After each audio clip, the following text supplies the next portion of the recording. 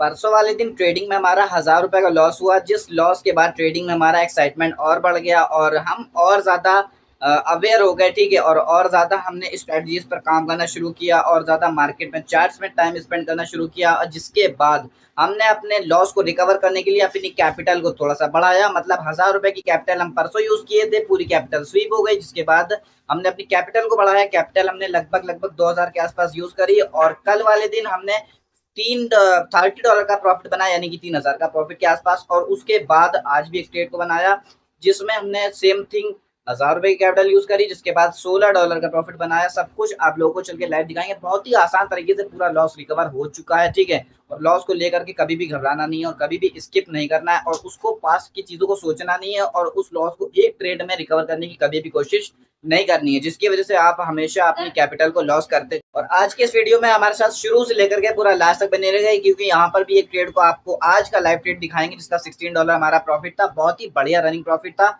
और हमने ये चीज को एनालाइज करके बहुत ही पहले से ही प्लान करके रखा हुआ था। प्रॉफिट हमारे जब उस पर आया तो अपने आप एग्जीक्यूशन हो गया, ऐसा वाला टारगेट हिट करके हमने छोड़ दिया। तो चलिए बिना किसी टाइम वेस्ट के आज के इस ट्रेड की तरफ चलते हैं और आज के इस ट्रेड के पीछे का लॉजिक आपके साथ शेयर करते हैं।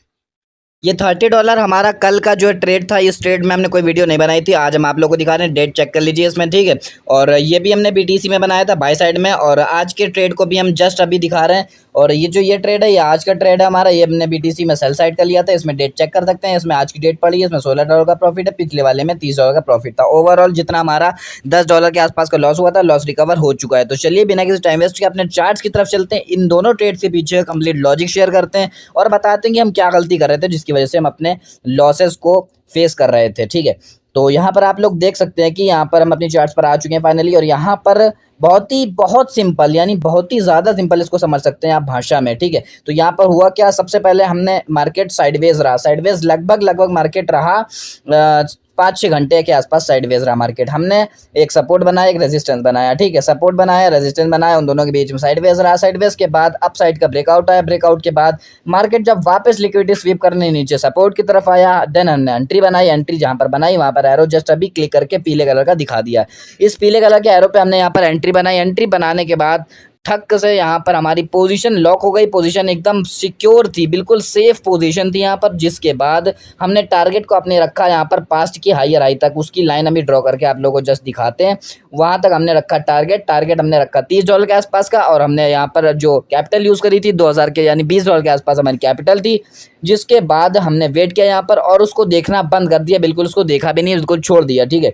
क्योंकि अगर आपको अपनी स्ट्रैटेजी पर भरोसा है तो यहाँ पर आप स्टॉप लॉस टारगेट लगा के छोड़ दीजिए, और उसमें बार बार जाइए नहीं, क्योंकि अगर जाएंगे आप तो या तो आप अपने टारगेट से पहले एग्जीक्यूट हो जाएंगे, या तो अपने एसएल ट्रिगर होने से पहले एग्जीक्यूट हो जाएंगे। इसलिए उसको छोड़ दीजिए बिल्कुल, और बिल्कुल जो प्लान करिए उस पर बिल्कुल डिसिप्लिन पर टिके रहिए। तो यहाँ पर हमने जहाँ पर लाइन ड्रॉ की है वाइट कलर की, यहाँ तक हमने टारगेट को अपने सेट किया और मामले को छोड़ दिया। छोड़ने के बाद जब हमने वापस खोल के देखा हिस्ट्री सेक्शन में जाके, तो हमारा टारगेट अचीव हो चुका था। यहाँ पर हम दूसरी चार्ट्स पर आ चुके हैं। इस चार्ट्स के पीछे का लॉजिक वगैरह बता दें। यहाँ पर सिंपली आप लोग देख सकते हैं कि मार्केट में थोड़ा जब उस ट्रेड के टारगेट मिलने के बाद मार्केट जब ऊपर रेजिस्टेंस लगाया, रेजिस्टेंस आने के बाद थोड़े बहुत सेलर एंटर हुए, सेलर ने प्राइस को गिराने की कोशिश की, और जब कोशिश की तो प्राइस लोअर लो बनाते हुए नीचे की तरफ गिरना शुरू हुआ। जिसके बाद प्राइस एक्शन जिन दो लाइंस के बीच में मूव कर रहा था, हमने दो लाइंस ड्रॉ करने की कोशिश करी, एक हायर हाई को टच करते हुए, एक लोअर लो को टच करते हुए। सीढ़ी की तरह दो लाइन नीचे गिरते हुए मार्केट को दिखा रही हैं। दिखाने के बाद जब ऊपर वाली लाइन पे मार्केट जा रहा था, तो उसके बाद नीचे वाली मार्केट को लाइन को आगे टच कर रहा था, नीचे वाली से ऊपर वाली को टच कर रहा था। तो जैसे ही मार्केट नीचे से ऊपर की तरफ गया, ऊपर वाली लाइन को टच किया, देन हमने एंट्री बनाई, नीचे वाली लाइन तक रखा हमने टारगेट। तो हमारी जो बिल्कुल पोजीशन हमारी बिल्कुल यहाँ पर सेफ थी। ऊपर वाली लाइन पे हमने पोजीशन बनाई, नीचे वाली लाइन पर हमने टारगेट रखा, और टारगेट यहाँ पर हमको $16 के आसपास का लगभग 1.5 से 2 घंटे के अंदर हमें बढ़िया टारगेट